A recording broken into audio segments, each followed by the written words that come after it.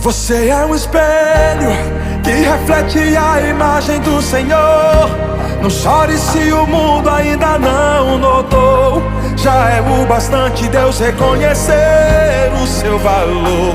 Você é precioso, mais raro que o ouro puro de Ofir.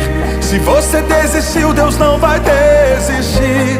Ele está aqui pra te levantar. Se o mundo te fizer cair,